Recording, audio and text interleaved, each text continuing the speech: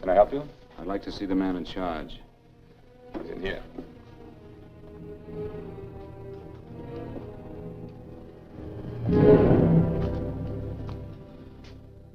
I want to report a murder. Sit down.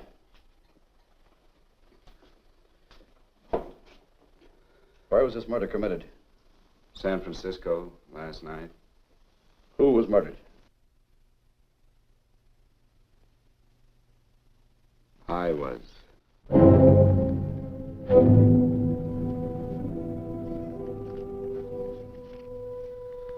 Well, do you want to hear me out or don't you, Captain? I don't have very much time. Your name Bigelow? Frank Bigelow? That's right. Answer the San Francisco APB. Send it direct to Inspector Bannon at Homicide. Tell him we found Frank Bigelow. Go ahead, Mr. Bigelow. Well, this involves some other people, Captain. A number of other people. You tell it any way you like. I live in a little town called Banning out on the desert. It's on the way to Palm Springs. I have a small business there. Paula. Yes, Mr. Bigelow. Give me a copy of Miss Hollis's 48 tax return, will you? Oh, you better get the 47, too. Yes, Mr. Bigelow. I don't think we took any depreciation on that new equipment last year. No, we didn't. I remember you said we could include it all this year. Sure, we can. Hey, Frank. Yeah, well. Peterson says he wants a financial statement before he can give me my loan. Hello, Kitty. I will. Well, I'm leaving for San Francisco today, but I'll be back in about a week. I'll take care of it for you then. Sure is a scorcher, isn't it? Well, I've seen him worse. Well, have a nice time, Frank. Yeah, thanks, Will. Paula, why don't you come down to the place and let me give you another permanent? Makes your hair so much easier to manage in all this heat. I can't afford it right now. Maybe next month. Yeah, here it is. No, we didn't take it. Well, we can do it this year. You work it out any way you think best. Have a nice trip, Frank. Sure, Kitty. See you when I get back. Bon voyage. Why don't you come down anyway, Paula? We'll work out a deal on that permanent. Thanks. Maybe I will. Hello? Oh, hello, Mr. Hawkins. Just a moment. Do you want him to send your ticket over? No, I'll pick it up myself. No, never mind. Mr. Bigelow will pick it up at the station. Bye.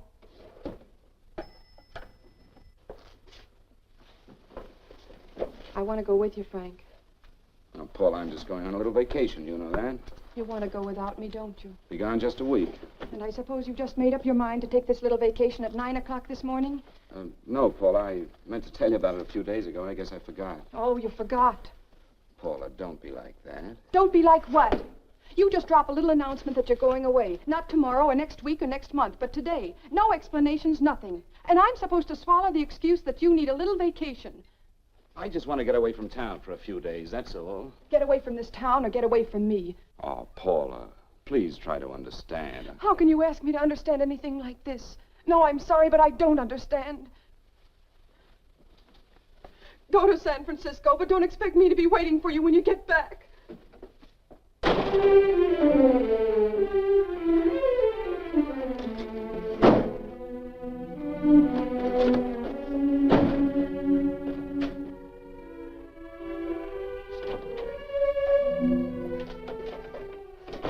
Paula, please, Paula. Come on, turn around, look.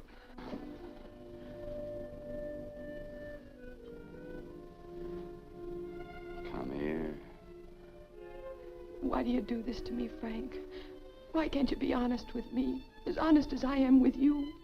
Do you have to go? I have to go, Paula. I know what I'm doing. All right, go. Go anywhere you like. You can go to blazes for all I care. Paula. Paula. Yes, I know. I'm being foolish. Come here.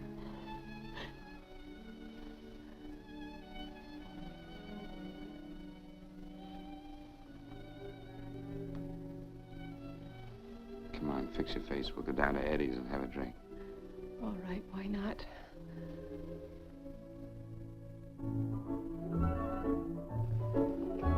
Hi, Paula. Hi, Eddie. Give us a couple of cold beers, will you? Coming up. Hi. Come on.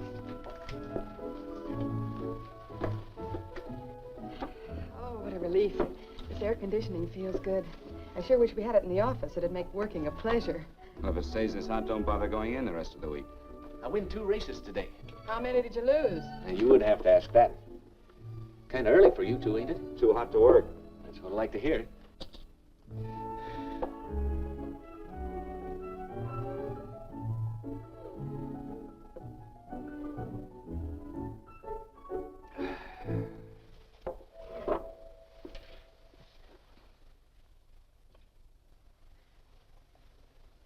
Frank, you'll take me with you, won't you? You will, won't you? Or am I crowding you? What do you mean, crowding me? Maybe you do need this week away alone. Maybe we both do. I know what's going on inside of you, Frank. You're just like any other man, only a little more so. You have a feeling of being trapped, hemmed in, and you don't know whether or not you like it. Look, Paula, I'm going to be honest with you. I care too much for you not to be honest with you. I'm as much concerned for your happiness as I am for my own. I know you've had one bad experience, Frank. I know all about it. But you don't know what it can do to 2 people, Paula. And the woman always gets hurt more than the man. I don't want you to get hurt, darling. More than anything in the world, I don't want you to get hurt.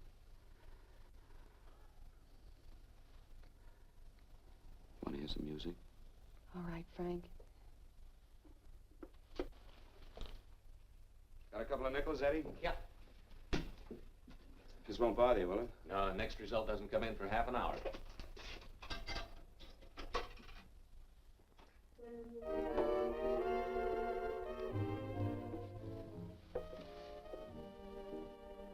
I thought that by now we'd be married.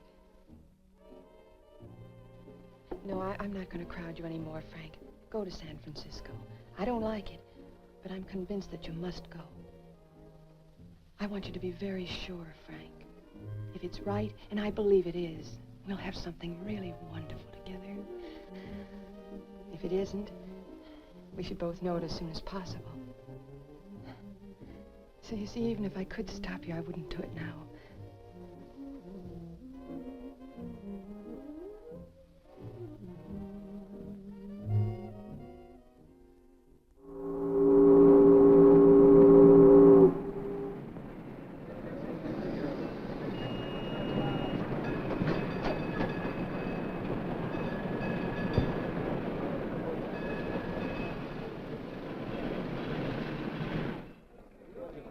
Yes, sir.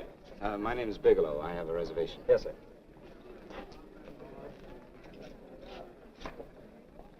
Here we are, sir. My name is Bigelow. I have a reservation. I have it, sir. It's a very nice room on the 6th floor, facing the bay. Boy, this might help you enjoy your stay, Mr. Bigelow. It's a little booklet on how to have fun in San Francisco. Oh, thank you. Very welcome, sir. Thank you. Say, is it always like this around here? No, this is market week, and it's the last day, too. Boy, always around until you need them. Oh, 517? Thank you. Here's a message for you, Mr. Bigelow. Long-distance call came in about an hour ago from Banning, from a Paula Gibson. Oh, thank you. Very welcome. Show Mr. Bigelow to 618. Right this way. Bye.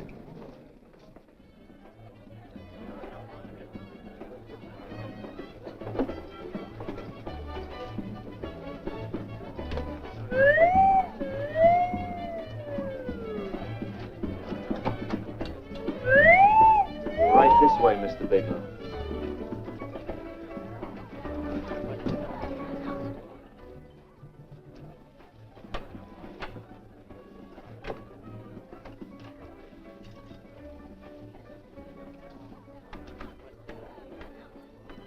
Is there anything else, Mr. Bigelow? Oh, yes, you can get me a dry Manhattan and a package of razor blades. Yes, sir. Thank you. Oh, and you can leave that door open. Hello, operator. I want to speak to Miss Paula Gibson in Banning, California. Yeah, that's right. No, I'll wait. Hello? Hello, Paula. Oh, hello, Frank. How was the trip? Fine, just fine. Having a miserable time, I hope. Well, I don't know. I just got in. What was that? Market week. The place is crawling with traveling salesmen. You know, Charlie Anderson found found out that you went away, and he asked me to go out with him. Oh, really? How did he make out? I'm considering it. Is that what you called to tell me? I'll have you know that this call is strictly business, Mr. Bigelow. Did a Mr. Phillips phone you? Eugene Phillips of Los Angeles. No. He will. He phoned the office 3 times today. Said that he wanted to get in touch with you immediately. He said it's most urgent and imperative that he reach you at once. What did he want? I don't know. But he sounded deep, dark, and mysterious, and quite agitated about something. Phillips. Have we ever done any business with him? Not unless you've been keeping it a secret from me. I looked through all the accounts. Why did you tell him you could reach me here? You know I'm supposed to be on vacation. So you told me. And so I told him, dear heart. But the gentleman didn't seem to respect your temperamental moods the way I do. He was very insistent that he speak to you before it's too late, as he put it. Well, tell him you tried to get in touch with me and I've changed my plans and you can't reach me. He won't talk to me. I told him that I was your confidential secretary, but I guess I didn't sound confidential enough. So I told him that he could reach you there this evening. Well, call him back. If it's as important as he says it is, he'll talk to you. Otherwise, he'll just have to wait until I get home. My, aren't we adamant this evening? All right, shall do. And Frank, Yeah? I don't quite know how to say this. Say what? Well, what I want to say is that there's nothing you can do that you ever have to feel guilty about. Oh. Sure. Thanks, Paula. I'll call you tomorrow. Right.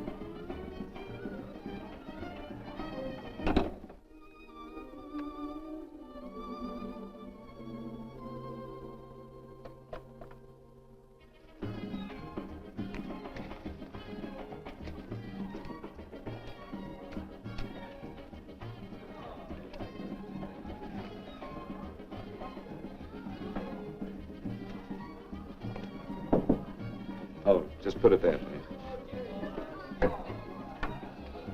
You can keep the change. Thanks very much. Say, how long has this been going on? Well, it's been a madhouse all week, but they check out tomorrow. Oh? I thought you were with them. No, I'm just here on a vacation. Why does everybody come to San Francisco and tear loose? Excuse me. Say, I'm awfully sorry to bother you, but would you mind if I use your telephone? No, go right ahead. I'm just across the hall here. One of the boys is using my phone, and he's been on it for a half hour. I just want to call downstairs. Yeah. Thank you. Room service, please. Hey, things really picked up the last few days, didn't they? You right at much business? Well, I'm not here on business. Oh, hello, room service? It's Mr. Haskell in 617. Yes, that's right. Would you send up 3 more bottles of bourbon and 2 scotch? Yeah, is that right? Oh, and some more ice, too. Yeah? All right, thank you. You here alone?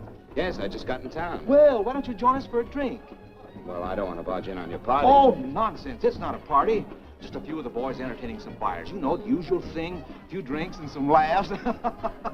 It's no party. Come on. Well, come on. All right.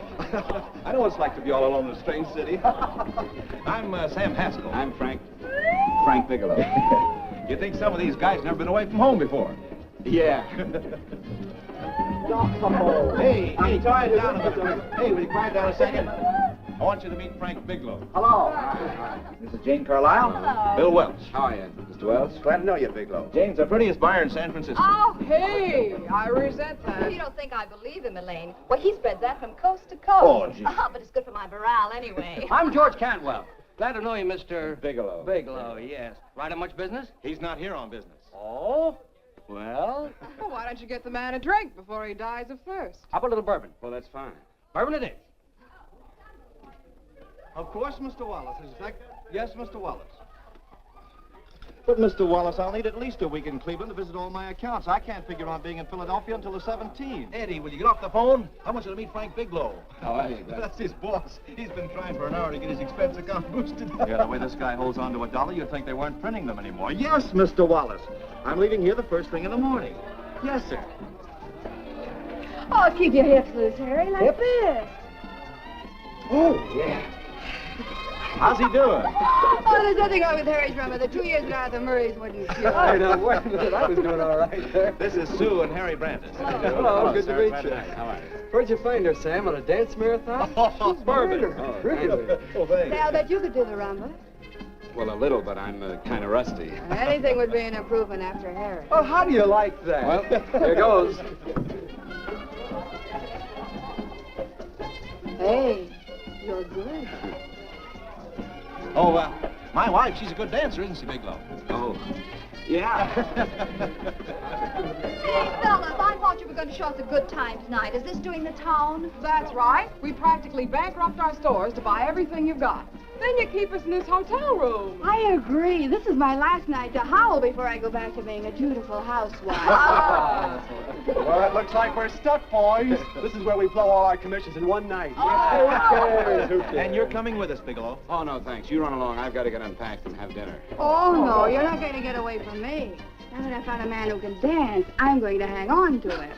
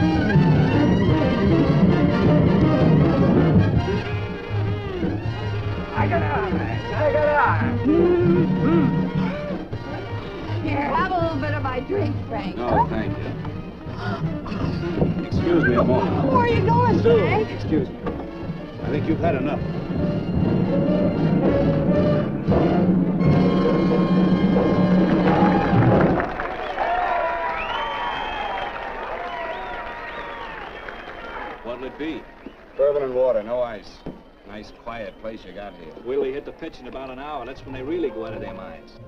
Who's the blonde? Oh, she's one of the chicks that hangs around here. She's jive crazy. Come again? Oh, you ain't hip, pal. Jive crazy means that she goes for this stuff. Just between you and me, I don't get it either, but I gotta listen to it. They're all connoisseurs, music lovers. Me, I like Guy Lombardo. What's the matter with him? Oh, he's flipped. The music's driving him crazy. Come down, Jack. Oh, don't buy me, man. I'm being light. Is the blonde alone? Oh, sure, society. She always comes in alone. Drives a big convertible, wears a mink coat, but knows everybody. But she always comes in alone. Thank you. I wanted to kiss you. I tried to. Give me another blast, Leo. What's your story, Jeannie? Easy.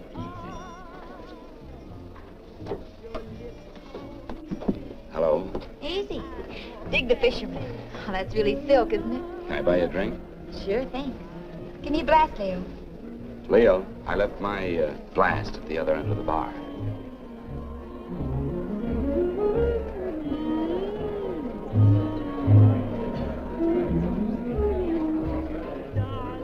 My name's Jeannie. What's yours? Frank? I've never seen you here before, Frank. Well, I've never been here.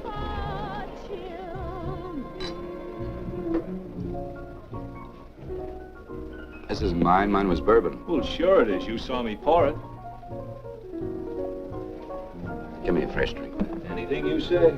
Oh, listen to that piano. Feel those vibrations.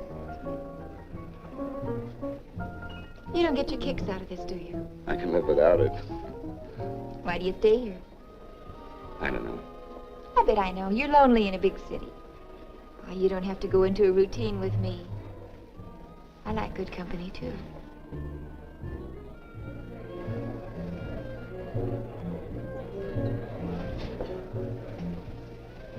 Say, there are some people there I want to avoid. Couldn't we get out of here? Let me think about it. Oh, come on. How about going somewhere else? Huh? Why don't you meet me later? Okay. Where? I tried to forget you, but you whispered, darling, I love. Call me at that number later. It's my next stop. They've got a band there that'll really send you. See you, Jeannie. Easy.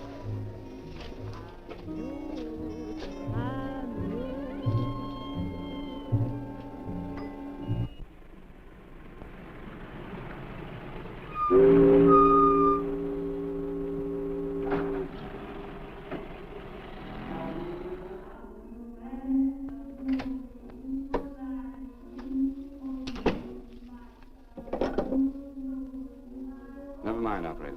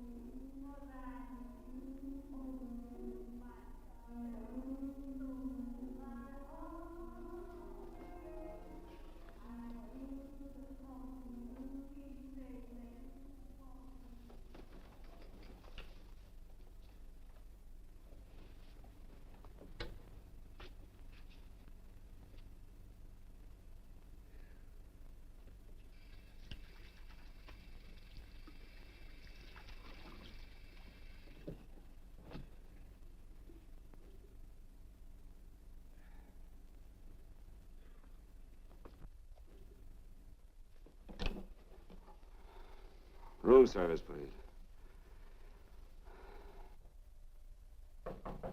Come in.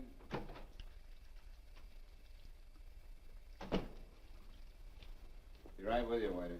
Yes, sir. Rest well, sir? Yeah, sure. May I? Go ahead. It's on there for you. Thank you, sir. Would you like anything else? Oh, thank you, that's all. Waiter, Yes, sir. take this away. Is there anything wrong, sir? No, just take it away. I don't even want to look at it. Are you all right, sir? Yeah, sure. All right, I just had too big a night, I guess, that's all. I need some fresh air. Of course. Thank you, sir.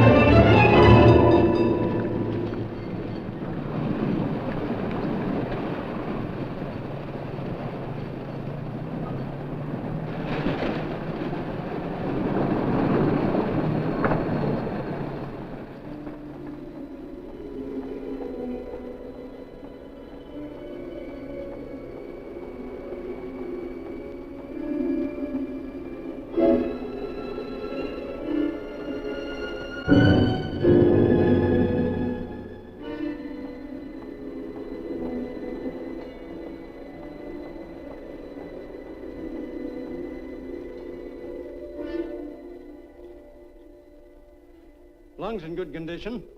Blood pressure normal. Heart fine. Well, it's a good thing everybody isn't like you, Mr. Bigelow. Put us doctors out of business. I'm glad to hear it, Doctor. I was a little worried. Don't let a little bellyache worry you. Could be just a change of climate.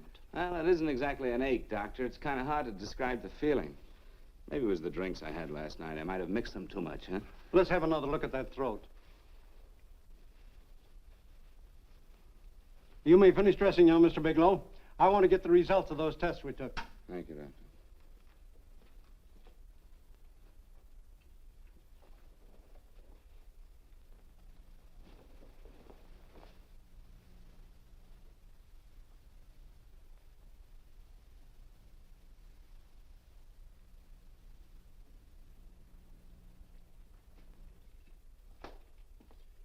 Mr. Bigelow, this is Dr. Schaefer. Hello, Doctor. How are you? Sit down, Mr. Bigelow.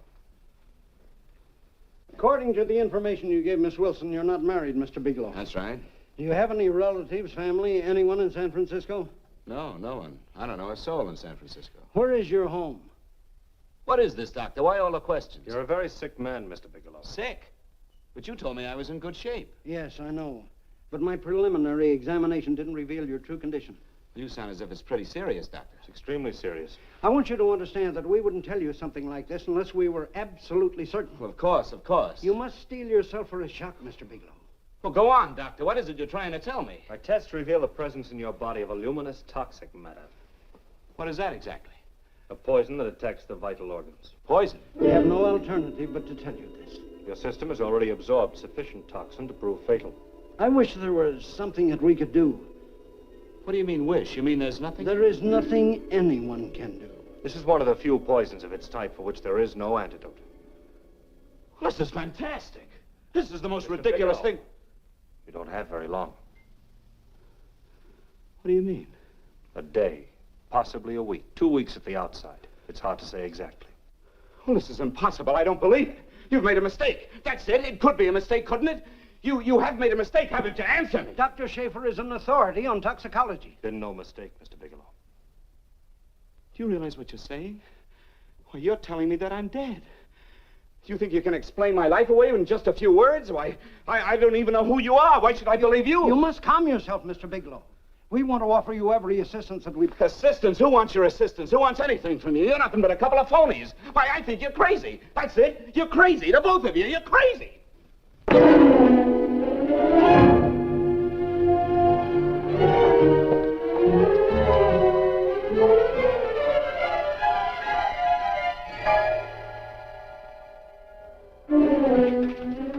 Where's the doctor? You just come in. Come on, tell me what... You've got to go to the medic before you come Get in out here. of Doctor, here. doctor.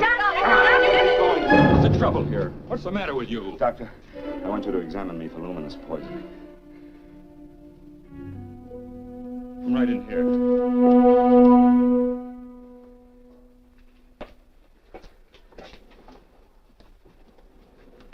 Yeah, you've got it all right. Your system has already absorbed it. Are you sure, Doctor? Are you absolutely certain? Couldn't there be some mistake?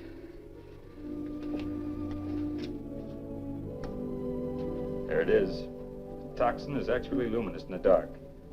Now there's no doubt about it, Bigelow. I don't feel sick. My stomach is just a little bit upset. Maybe it's not as bad as you think, Doctor. That's characteristic. With a heavy jolt, you go suddenly in a matter of hours. But if the stuff is taken in a lesser degree, you last a while, and then...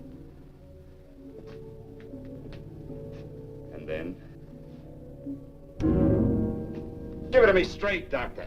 Well, a number of things are involved. The systemic condition of the individual, the amount consumed, exertion. Yes? You won't feel too badly for a while. Then it will happen suddenly. A day, 2 days, a week at the most.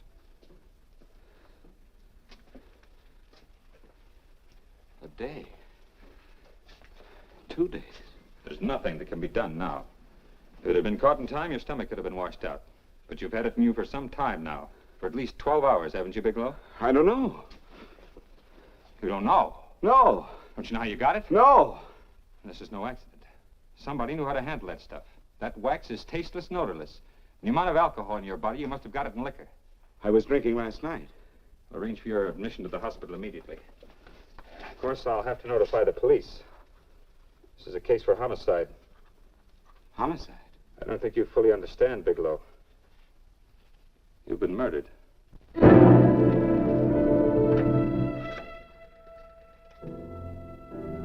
Get me police headquarters, please. Homicide Bureau.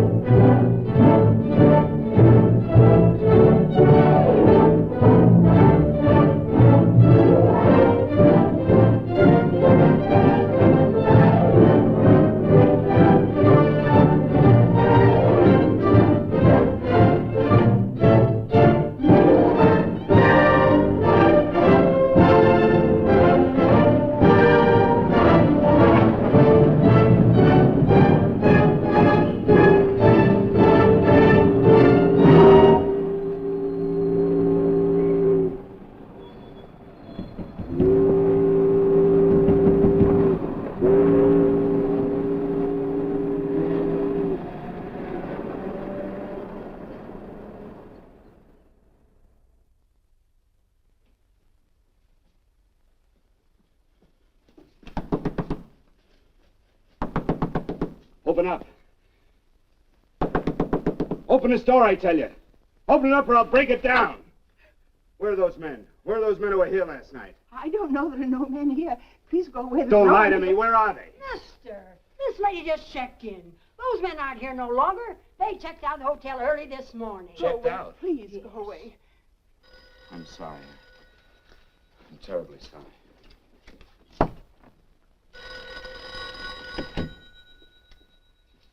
Hello? Please, Mr. Bigelow, my eardrums. Oh, hello, Paula. Your enthusiasm overwhelms me. Why haven't you phoned me, or is there a quota on telephone calls up there? I'm sorry. I've been busy.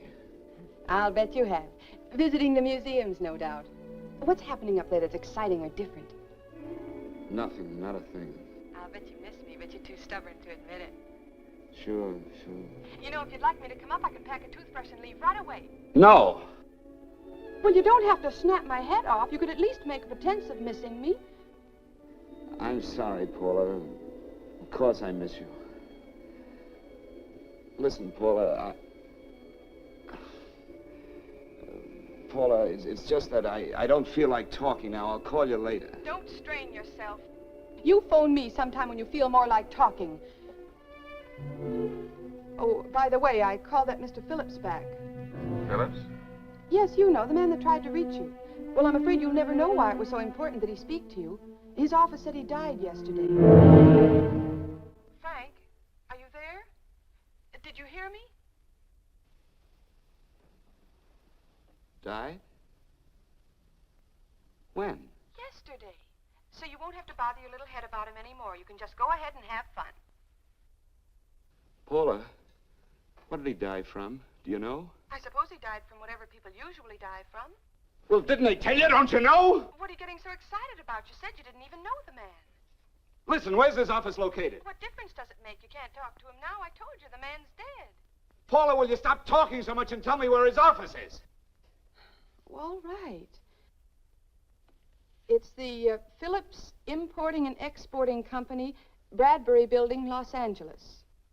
Bradbury Building, Los Angeles. That's right. Say, this is really a switch. Listen, if you want to reach me, I'll be in Los Angeles. Are you out of your mind?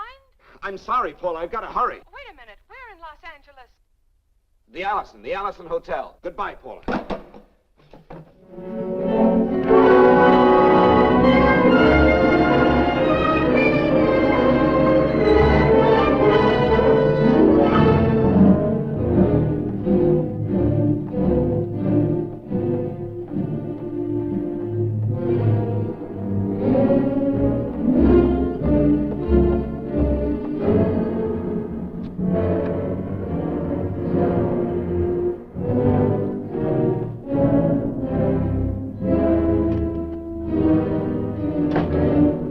Someone in charge here. What is it in regard Well, to? it's a personal matter. It's quite urgent. Perhaps Mr. Halliday can help you. Who's he? He's our controller. Your name, please? Bigelow. Mr. Bigelow to see you. Send him in. Go right in, please. That door.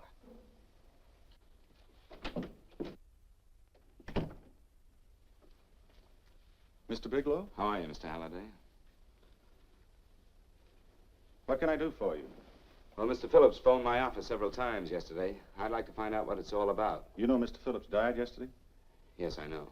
Well, I don't understand. If he phoned you, didn't he tell you what it was about? Well, he didn't speak to me. I wasn't in my office at the time, and he wouldn't tell my secretary. Well, I'm afraid I can't be of much help, Mr. Bigelow. I've no idea why Mr. Phillips tried to reach you.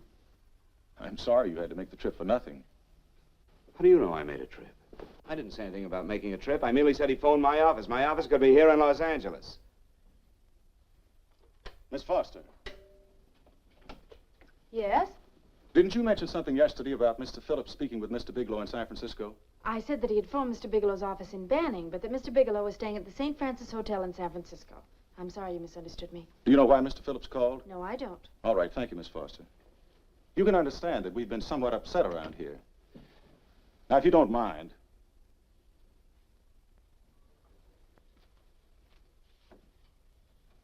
Did Mr. Phillips have a wife, family, anyone that could help me?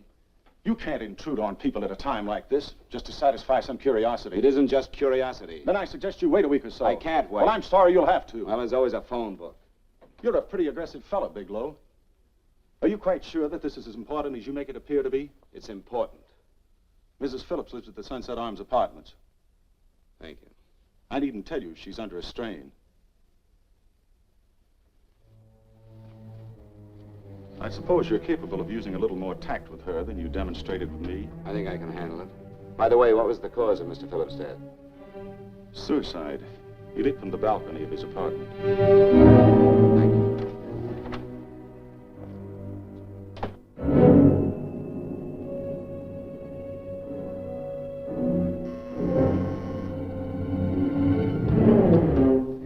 Come in, Mr. Bigelow.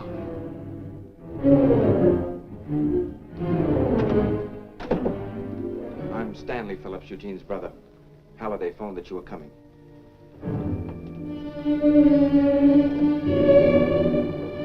This is my sister-in-law, Mrs. Phillips. I'll try to make this as brief as possible, Mrs. Phillips. I'm afraid I can't be of any help to you, Mr. Bigelow. I haven't the slightest idea why my husband wanted to speak to you. Well, I guess Halliday covered just about everything. Did your husband ever mention anything about me, Mrs. Phillips? Anything at all? No, I can't recall Eugene ever having mentioned your name.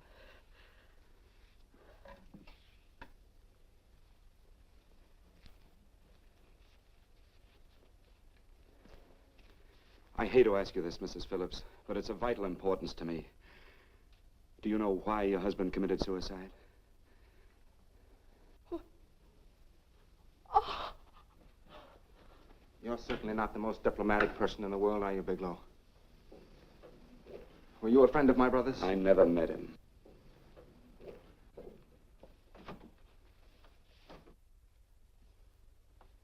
My brother was in a jam, a pretty bad jam. He was arrested 2 days ago. He sold some iridium to a dealer by the name of Majak.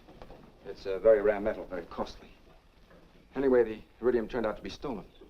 He was released on bail yesterday, but he faced a pretty stiff prison term. And have committed suicide for less. Yes, I know. That's how the police feel about it. What puzzles me, though, is this crooked deal. Knowing Eugene, you wouldn't say he's the type of man to be mixed up in anything like that, now would you? I told you I never met him. That's right, so you did. Now, what's this all got to do with you, Bigelow? I don't know. Let's come clean with each other, Bigelow.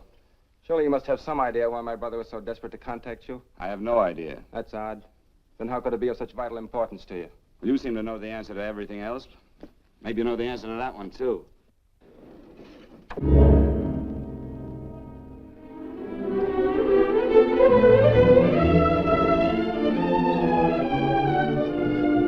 There's a message here for you to call operator 82 at Banning. Oh, thank you. Show Mr. Bigelow to room 821. Say, would you have the operator put this call through to my room right away? I'll take Yes. it up there. Thank you. Hello, operator. Yeah, I'll call you if I need anything. Thank you, sir.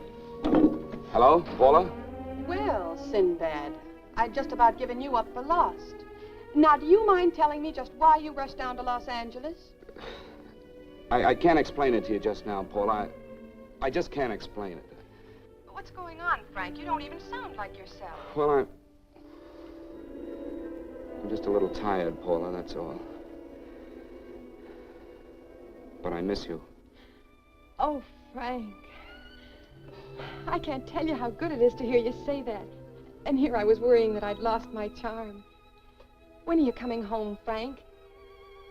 Soon, Paula. I'll be home soon. I'll go right out and get myself a permanent so I'll be pretty when you see me.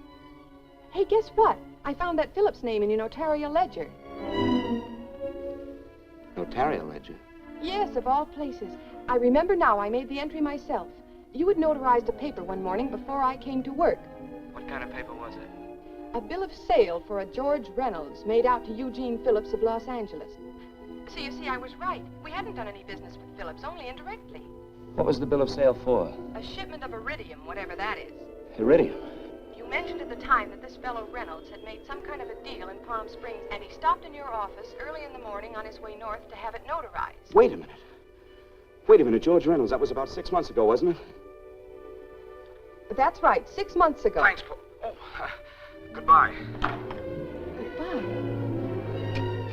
Hello, operator. Get that number back for me.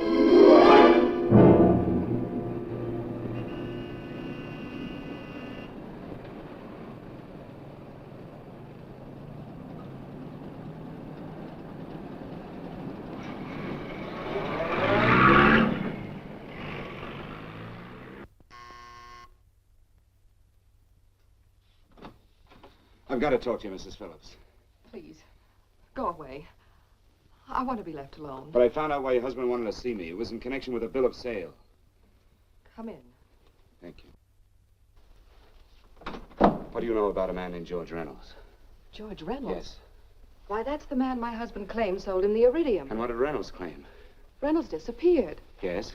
About 2 months ago, my husband grew suspicious that something was wrong. Since then, he tried in every way to locate Reynolds, but could find no trace of him. But I don't get it. Your husband could have proved he made a legitimate deal by showing the bill of sale he got from Reynolds. Then there was a bill of sale? Yes, of course there was. My husband swore there was, but at the time of his arrest, he couldn't find it. It was mysteriously missing. Well, then, if your husband could have shown proof, it would have been George Reynolds who would have faced the prison term. Eugene was convinced that Reynolds had stolen the bill of sale. He was the only one who had reason to eliminate evidence of the transaction. Thank you, Mrs. Phillips. Thank you very much. You've been very helpful. Oh, if you'd only come sooner, Mr. Bigelow. My husband might be alive today. I know.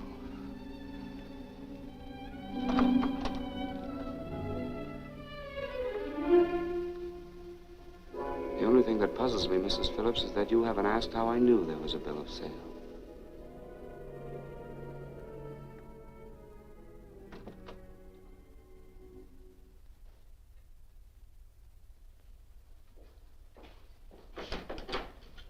Mr. Halliday isn't in. He should be back shortly. I think you're the one who can help me, Miss Foster. Mr. Phillips tried to reach someone else before he called me yesterday, didn't he? Why don't you ask Mr. Halliday? Obviously, Mr. Halliday wasn't here yesterday, or he wouldn't have had to learn from you that Phillips called me. And you're the logical person to know who else Phillips called. I don't believe that's any of your business, Mr. Bigelow. Don't think you're revealing anything confidential, Miss Foster. I know that he tried to reach somebody else. Mrs. Phillips told me. You're bluffing, Mr. Bigelow. I don't know what you're after, but you're trying to trick me. Mrs. Phillips didn't tell you a thing. How do you know that? Mrs. Phillips knows nothing about it. She doesn't. Well, why wouldn't she? Wait a minute. I was talking about George Reynolds. Who did you think I meant? Just who is it that Mrs. Phillips doesn't know I about? told you before, that's none of your business. All right, young lady, I'm going to give it to you straight. Phillips was murdered. Murdered? I don't believe you. He told me because he needed me to clear him. Phillips was innocent. Innocent men don't have to jump out of windows. Murdered? Just who are you trying to protect, Miss Foster? Why are you so afraid to tell the truth? I'm not protecting anybody. I haven't any more to say. All right, young lady, listen to me. This thing is going to explode wide open. If you've got nothing to hide, you better start talking. Or maybe you are mixed up. No! Well, then come on. Mr. Phillips called Marla Rakubian. He went to see her yesterday morning. Who's Marla Rakubian? She's a model. She and Mr. Phillips used to be quite friendly, but he hadn't been seeing her for quite some time. Come on. The last couple of months he'd been trying to locate her and finally learned where she lived yesterday morning. When he returned from seeing her, he was terribly upset and excited. That's when he had me put in the calls for you. When he couldn't reach you, he went home. The last time I saw him alive. Give me Marla Rakubian's address. I don't think Mr. Phillips realized I was aware of his friendship with Marla Rakubian, and out of respect for him, I never intended to tell anybody. I had no idea that she had anything to do with the trouble he was in. I admire your discretion, Miss Foster. You know, you must be pretty friendly with Stanley, Miss Foster. He knew how desperately his brother tried to reach me yesterday, and he wasn't even here at the time. And now you seem to know all about what happened in Mrs. Phillips' apartment.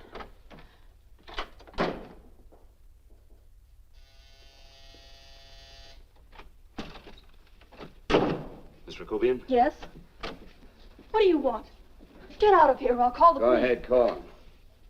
Well, go ahead, call him. Going on a trip, huh? Yes, going away for the weekend. Sailing for Buenos Aires tomorrow, some weekend. I'll send you a postcard. Now get out of here. Who are you going with, George Reynolds? Never heard of him. I suppose you've never heard of Eugene Phillips either. Just who are you? What do you want? Never mind who I am. Where's Reynolds? I told you I don't know him. Now will you get out of here and leave me alone?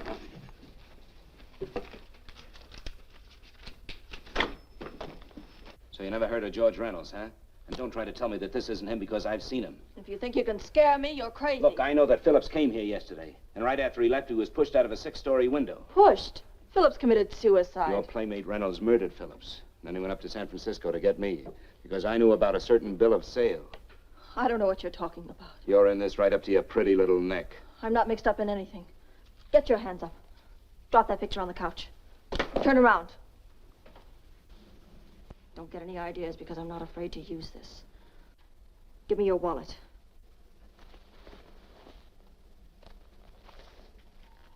Frank Bigelow, Hotel Alex. All right, now where's Reynolds? I don't know. I don't know where he is. Is that what you told Phillips yesterday? I told him exactly what I'm telling you. I haven't heard from him in months. Yeah? You're mighty careful of the picture of a man you haven't heard from in months. What does the Ray stand for? It was a pet name. Do you mind? Oh, it sounds very cozy, Miss Rakubian. You and Reynolds call each other pet names while you make a sucker out of Phillips. Phillips made the deal because he wanted it. Yeah? I'll bet you weren't above using what it takes to help make him want it. Who's paying for this trip? I am. Really? A first-class trip to Buenos Aires on a model salary. Don't make me laugh. Since you and Reynolds aren't seeing each other anymore, you don't mind if I keep this to you. If I were a man, I'd punch your dirty face in. You know, I really believe you would. Oh, I almost forgot. Your tickets. Don't be surprised if I'm there to see you off.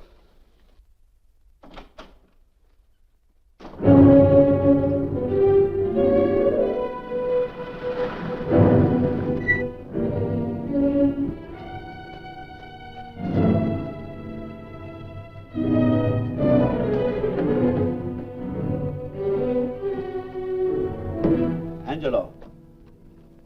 Angelo!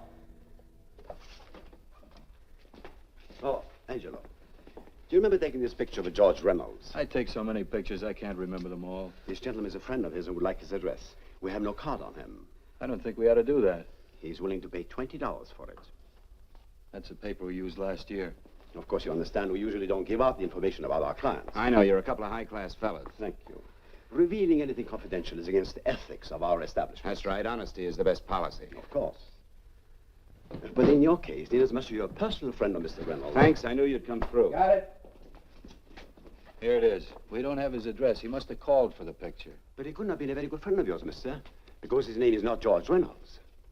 It isn't? Well, what is it? It's a... Huh? Oh. Here. It's Raymond Rakubian. Rakubian? What's so unusual about that? The picture's signed Ray, isn't it? Yeah. Yeah. Thanks.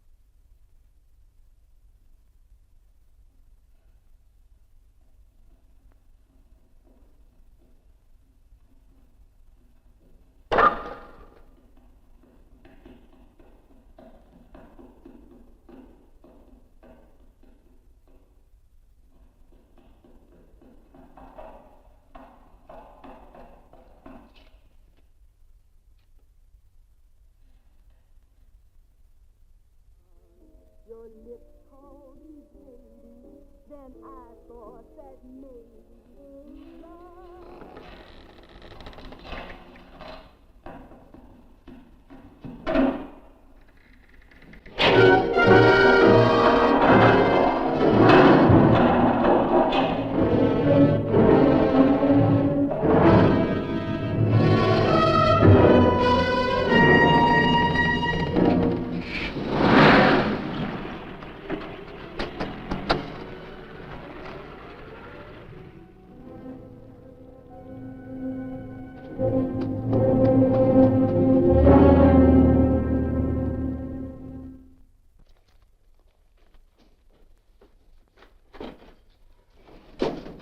Bigelow, are you all right? Can I get you anything? No, thanks. Do you know this man? No, I don't think so. Are you sure you've never seen him? I'm quite sure. Does the name Raymond Rakubian mean anything to you? No, I never heard of him. Why? He also uses the name George Reynolds. This is Reynolds? That's right. Well, where can we find him? That's what I want to know. Tell me something, Halliday. You're the controller here.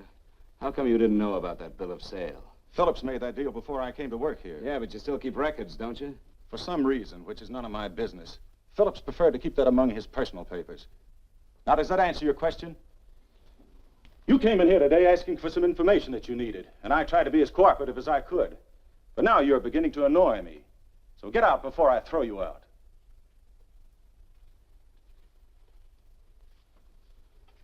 You know, you really frighten me.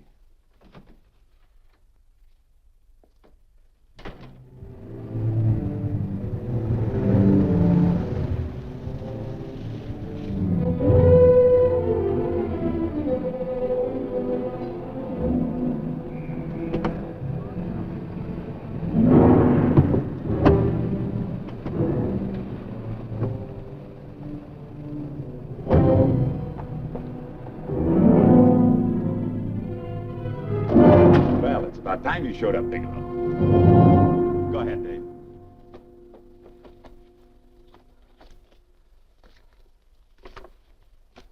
Real cute, ain't you, Bigelow?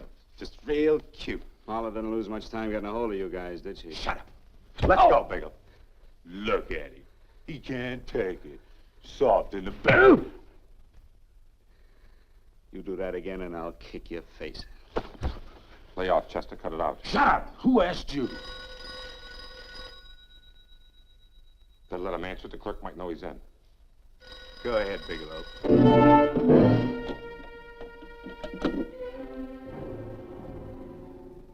Hello? Frank. Frank, why did you hang up on me? I've been trying to get you for hours. I'm sorry, Paula. I was in a hurry. Well, don't be in such a hurry this time. You didn't give me a chance to finish what I had to say. What's the name? I wanted to tell you that McGowan was in hollering his head off because you didn't go over the books. Tell McGowan to get another auditor. Sure. Sure, I'll just do that little thing and lose the best paying account we've got. Do as I tell you, Paula. Frank, are you drunk? Paula, how much we got in the bank? About $2,200. Draw it out tomorrow. Sure. Then what do? Skip town without paying our bills? Forget the bills. You know that coat you always wanted? Buy it. You are drunk. You know, if I didn't have such a good character, I'd be tempted to take advantage of your intoxicated state, Mr. Bigelow. I'm not drunk, Paula. Well, then don't tell me that one day away from me can affect you this way. Cut it short. Paula, Yes? I'm sorry I left you. I never realized how much I love you. But I know it now. Oh, Frank, darling, I love you too so very much. Please come home. I miss you terribly. I said cut it short. I'd just love to let you have it, Bigelow. Let's go, Chester. This guy's kept us waiting long enough now. Walk in front of me, Bigelow. And keep your mouth shut. If you so much as look cross-eyed at anybody, I'll blow the back of your skull out.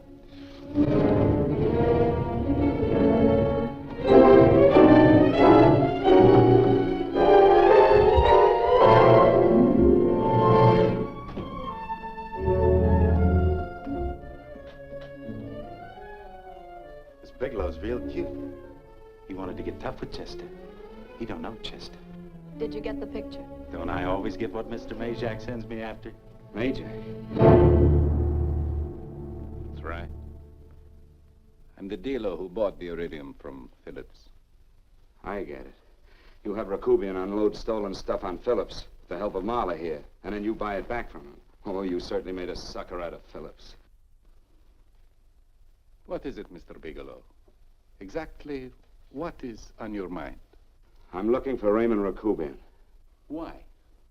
Well, now, Marla here has told you everything else. I'm sure she must have told you that, too. You don't expect me to believe this conversation. So, what is on your mind? I mean, underneath.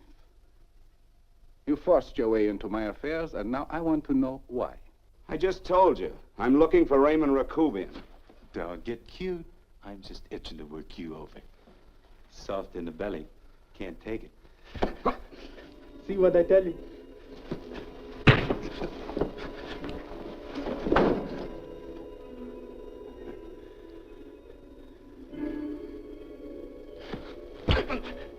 Can't do that to Chester. I'm gonna blow your guts out. Easy. Lay off, Chester, not now. Look at him. He's so scared of Chester, he talk now. He's not afraid, Chester. You can tell from a man's eyes when he is afraid. Look at his eyes.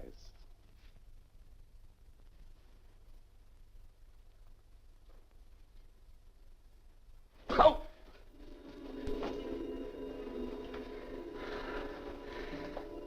I'm telling you, Majak, you better keep him away from me or he's really going to have to use that gun. Go away, Chester, please. Do what I tell you, my boy. Please. And help Dave.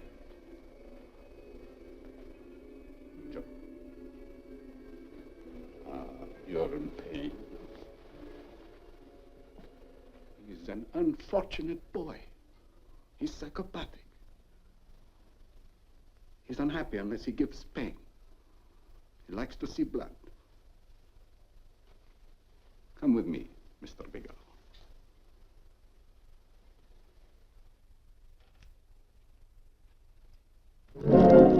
Raymond Rakubian was my nephew. He could not possibly have tried to kill you. He's been dead 5 months.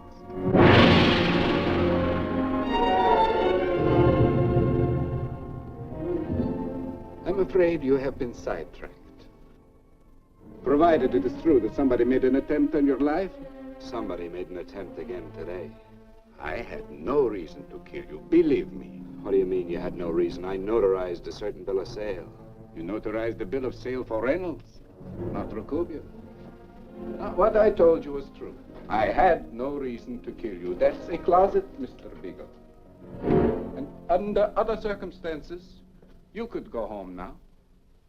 But now you present a problem. You know too much, and I am in danger. Chester! Suppose I were able to prove to you that I only want to find the person who tried to kill me, and I won't cause you any trouble. You know I can go to jail for 10 years for this little business. 10 years. At my age, that's my life. That means my entire life. With my life, I do not take chances. I am sorry, believe me. You want Joe to go with you? No. Just Bigelow and me. And baby Mace too. But Majak... Goodbye, Mr. Bigelow, and forgive me. Let's go, Bigelow. I guess you won't be there to see me off.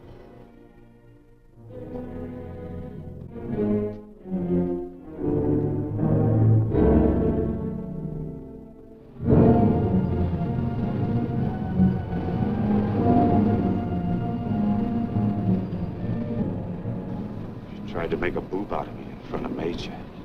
You shouldn't have done that, Bigelow. I don't like that. I'm going to enjoy this, Bigelow. I've done jobs like this before. I knocked off guys I could like. But I don't like you, Bigelow. I never liked that puss of yours from the minute I seen it. Yeah. I'm going to enjoy this.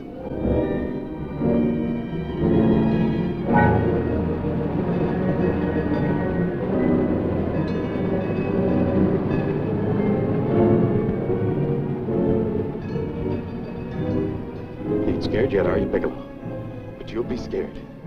Good and scared. I think I'll give it to you in the belly. You don't like it in the belly?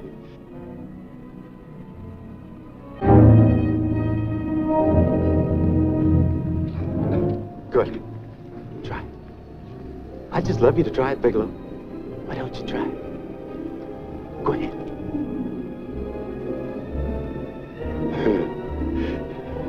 Didn't have the nerve, did you, Bigelow? Yeah. I think I'll give it to you right in the belly.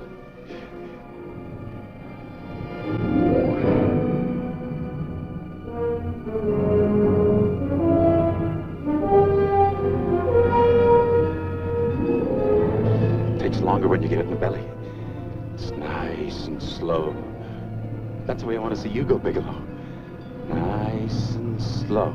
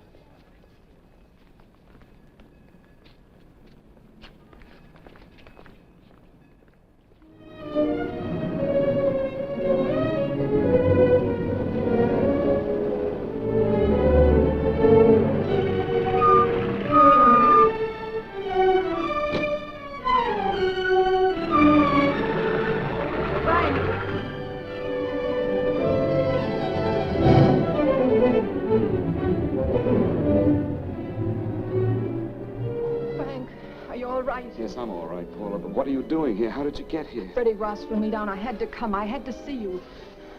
You shouldn't have come, Paula. You shouldn't have. What is it, Frank? You're in some kind of trouble. I know it. Look at you. You're a sight. Your clothes look as if you've slept in them. Are you ill? You are. You're feverish. I'm all right, Paula, and I'm not in any trouble, believe me. You're lying, Frank. Right after I spoke to you, I got a phone call from the San Francisco police. They asked if I knew where you were. You didn't tell them anything, did you? Of course not. It was the homicide detective that called. What is it, Frank? If you're in any kind of trouble, you certainly can trust me. Look, I'm not in any trouble with the police, Paula, believe me. But you can't stay here. You've got to go back to Banning right away. No, I won't go, Frank. I won't. I'm staying here with you. Paula, it's better that you go back, believe me. Why? What's this all about? What have you got to do with this Phillips and Reynolds? Phillips was murdered. What could that possibly have to do with you? All you did was notarize a paper. You've notarized hundreds of papers. I know. All I did was notarize one little paper out of hundreds. Frank, you frighten me. You don't even act like yourself. I know that you're in trouble, that something is wrong, that you're in serious trouble. You frighten me, Frank. Oh, don't be frightened, Paula. Don't ever be frightened of anything again. Will you promise me that? I love you so much, darling, more than you seem able to understand. Oh. I never really knew happiness until I loved you.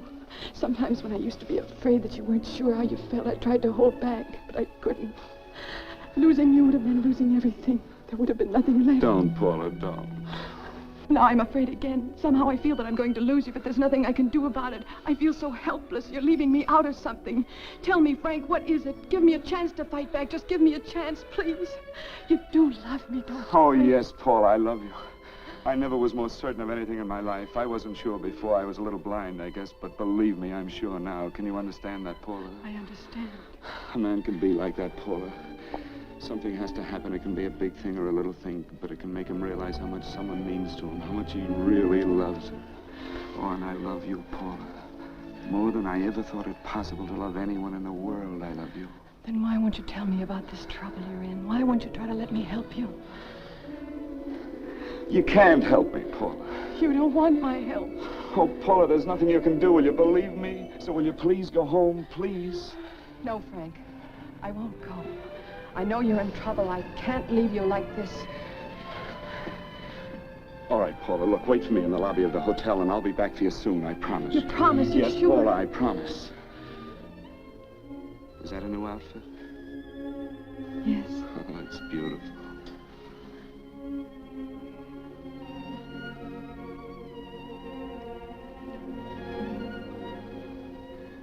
You'll come back to me, won't you, Frank? Yes, Paula, I'll come back, I promise. Please hurry, darling. Oh, I love you. I love you, Paula.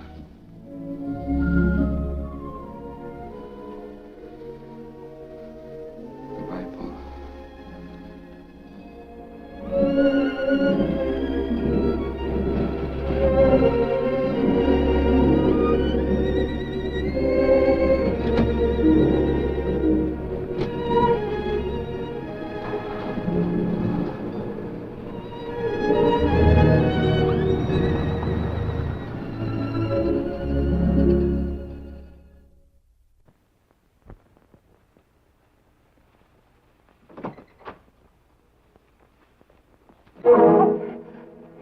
Stanley here?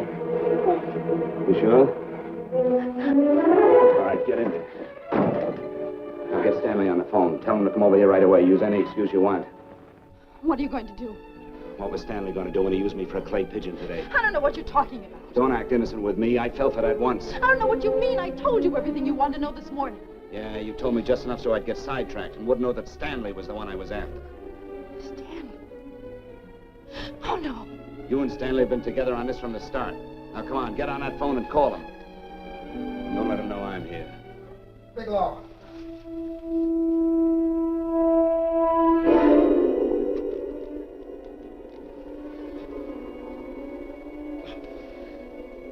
You've been sidetracked, all right. But it was the poor bereaved little widow who did it. Miss Forster found this letter this afternoon. It's in my brother's desk at the office. It's postmarked 2 years ago. It isn't exactly the kind of a letter that a married woman gets from a casual friend. I'm sure my brother wasn't aware that they were so well acquainted when he hired Halliday. hadn't felt right since dinner. Where did he have dinner? At Mrs. Phillips' apartment. Halliday was there, too, and Stanley confronted them with that letter. Did you have anything to drink? Yes, why? How long ago? Half an hour ago, just before I came here. Miss Forrester, get on the phone, call the emergency hospital. Have them get an ambulance over here right away. What? Tell them to prepare a stomach wash for luminous poisoning. Luminous poisoning? Come on, do what I tell you. You may still have a chance to save his life. But Go on!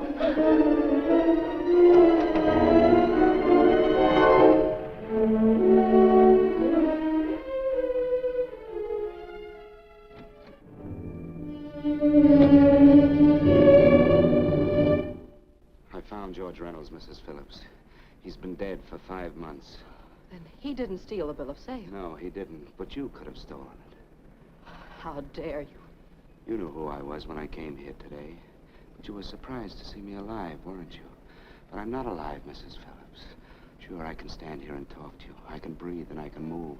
But I'm not alive. Because I did take that poison. And nothing can save me. What are you going to do? I tell you now, I have nothing to lose. No, you've got to listen to me.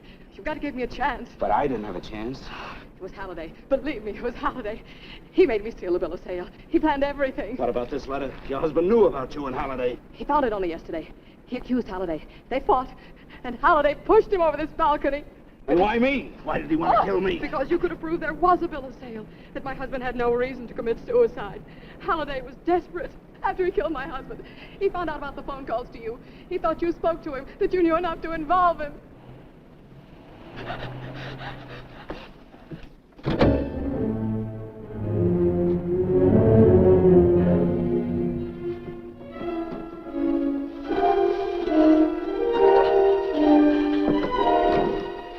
Where's Halliday? Where is he? He's in the office. This time you don't warn him.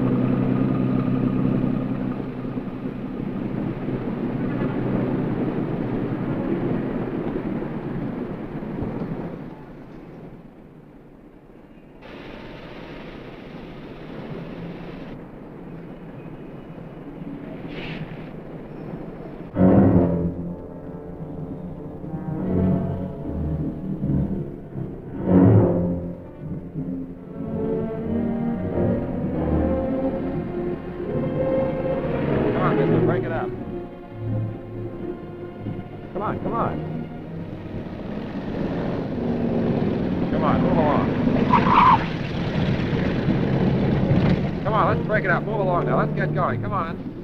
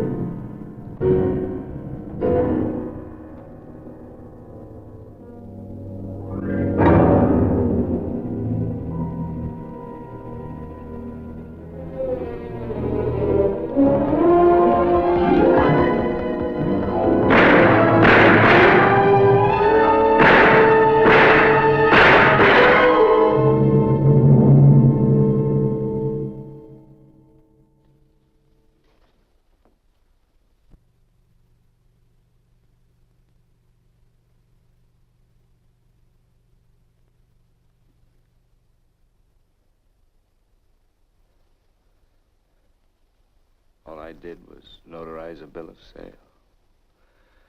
But that piece of paper could have proven that Phillips didn't commit suicide. He was murdered. And that's why Halliday poisoned me.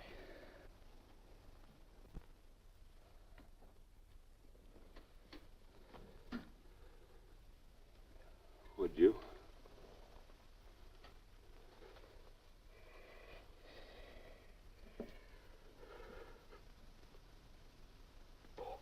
Paula.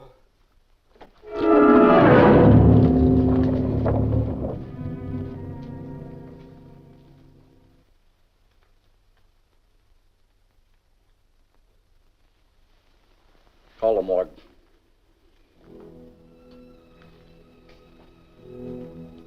Johnson, you go to the Allison Hotel, find Paula Gibson. Don't tell her anything. I'll break it to her.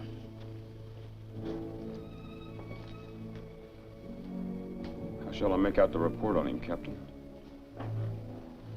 Better make it dead on arrival.